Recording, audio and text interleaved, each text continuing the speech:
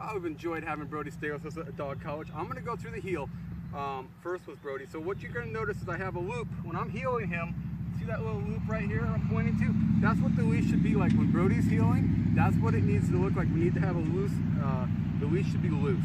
So what I simply do is I step off my left foot, so I say heel, and Brody's job is to stay next to my left leg. I don't ever want him in front. If he gets a little bit behind it, that's not that big a deal, but he should never be in front of me forging or pulling on the leash. He knows when there's a slack in the leash, he's in the right position. Good job, Brody. Now, if he was to get out of position, I tap the leash and I tap the collar at the same time. Okay? Good. And when I stop, I'll show you that. Good. I'm gonna get a sit just like that.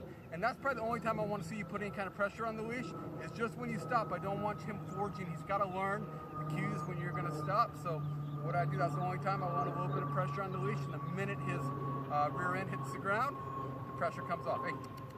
So again, loose leash, heel. This is what it needs to look like, just like this. You can see how loose it is, and he follows me around the corners. Good. Atta boy. Atta boy, bro. And then again, when I stop, sit. There you go. Just like that, okay? This is what it should look like.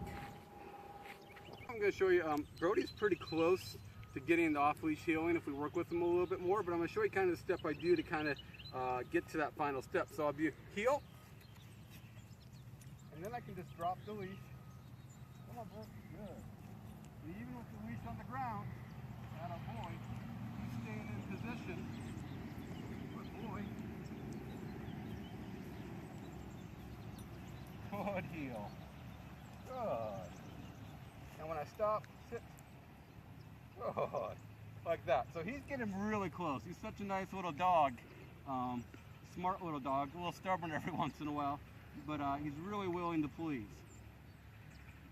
So next thing I want to show you with Brody, here buddy, is sit. And with that, I can step away. You notice we don't use stay. Now I don't want to call him out of this position unless it's really an emergency. I want him to kind of know he's got to lock this down. And the only way he gets released from it is if I come up and I say, oh boy, I say free, and he's free to move around. And again, I can put, hey, come here. I can do it again. Sit. Atta boy. And I can step away from him. And he's going to hold this. Good job, my man. Good job, buddy. Good. Free is the release command. All right. Next thing I want to do is I'm going to do a recall with Brody. So I'll let him get a little bit distracted. Get a little bit of distance from him. Brody, here. Good boy. Now I tapped the collar there just for a second when he didn't acknowledge immediately, and he saw how quick he came. So we'll do another one with him. Brody, here. Now that time I didn't have to tap it. You saw how fast he came? Good boy. Atta boy. And then I say free, he's free to be a dog again. He just needs to check in.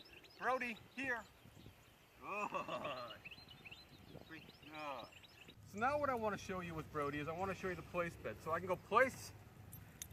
Brody's job when he gets up on the bed is he can't bark or whine and he can't get off the bed. Other than that, he's free to stand like he is. He can sit, he's going to down. I'm not going to tell him to do anything as far as that. The only thing he's going to get a correction for is barking or whining or leaving the bed. The other big rule is I'm never going to release him from a distance, okay? He knows to get released off the bed, I need to come up. And when I come up, again, it's just that simple command. It's free. I get a little bit of pressure off the bed. Good job with the leash. And he's off the bed. And I can put him right back up. Come on, bro. Place. And so when he gets on that place bed, he likes this place, okay? I'm not going to cut his nails on here or give him his meds or anything like that. He knows that he's pretty safe as long as he obeys these rules of not barking or whining and getting off the bed. The other thing I want you to think about when he's on the bed, say you're not paying attention to him for a minute, he's on the bed in the living room, and you walk into the kitchen and all of a sudden he's at your leg. That point, it's really too late to correct him for that. It's kind of your bad, so what you need to do at that point is put him back on the bed. But if I was standing here and I saw him start to get off the bed, Then I would mark it with a strong NO and immediately follow it up with a correction till he's on the bed again, okay? But you need to be in under that 2-second rule to make it very clear for him. Either way, either when you're praising for correct behavior or you're correcting for a behavior that you don't like, it needs to be under 2 seconds. Well, we've enjoyed having Brody here at the dog college. It's been a lot of fun.